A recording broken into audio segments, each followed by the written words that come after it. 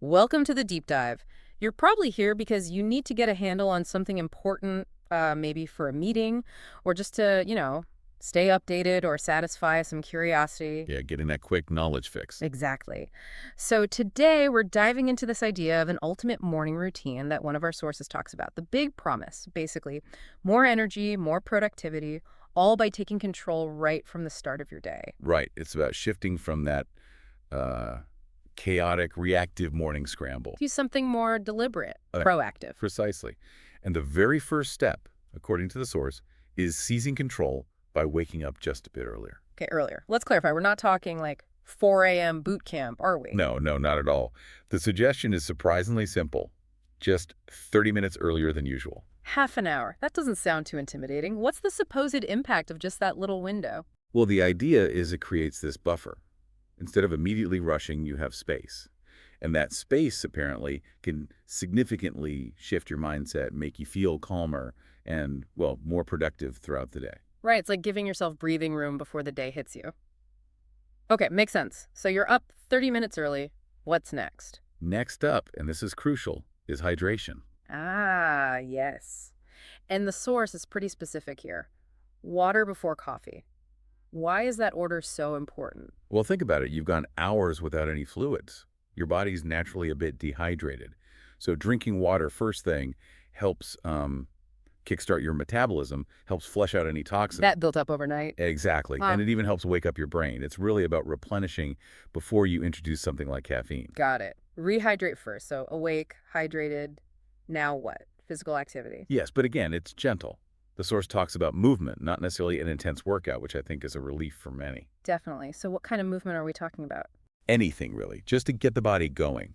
Some light stretching, maybe a little yoga, even just a short walk. The goal is simply to wake up your muscles and, get your blood flowing, energize the body. Okay, like turning the key in the ignition. And after movement, there's a mental component, right? Mindfulness. Mm. Before the tech takes over. Yes, that's a key distinction. Take a few minutes for mindfulness before you reach for the phone or check emails. And what does that look like practically? Meditation? It could be. Or just some simple, deep breathing exercises. Another suggestion is gratitude journaling, quickly writing down, say, 3 things you're thankful for. Interesting. And the benefit, better focus, less stress. That's the idea. Improved focus, a calmer start, which ideally leads to reduced stress throughout the day. The course implies it sets a more resilient tone. Setting that tone. Okay. So, mind calmed, body moving. Next is fuel, breakfast. Spot on. A nutritious breakfast is highlighted. Not just any breakfast, but something protein-rich, maybe with some fruit or whole grains, Why the emphasis on protein? for sustained energy. The source draws a direct line between that kind of fuel and avoiding that mid-morning energy crash.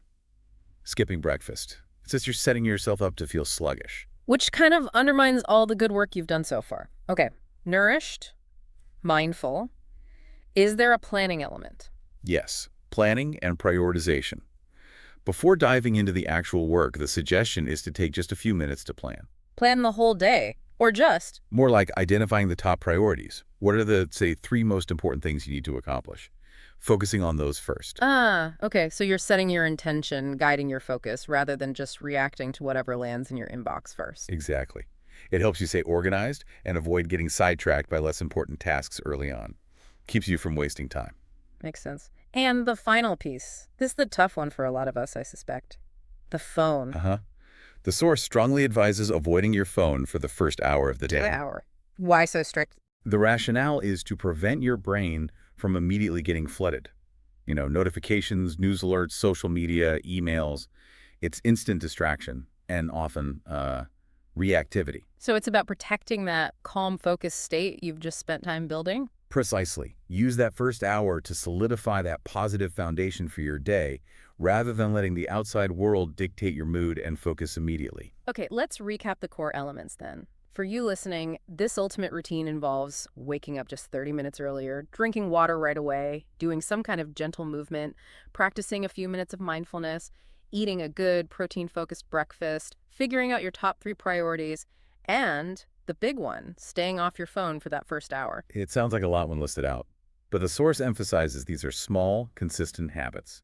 And the claim is that consistency leads to pretty transformative effects on energy and productivity. Small hinges swing big doors, sort of thing. Yeah, exactly. And it leaves us with a thought, doesn't it, for everyone listening? What if you just tried one, or maybe two of these things? What kind of difference, what ripple effect might that small change make to your day? That's a great point. And maybe broaden that out thinking about this idea of intentionality. Where else in your daily rhythm beyond the morning could a little bit of conscious attention create some surprisingly positive results, something to ponder?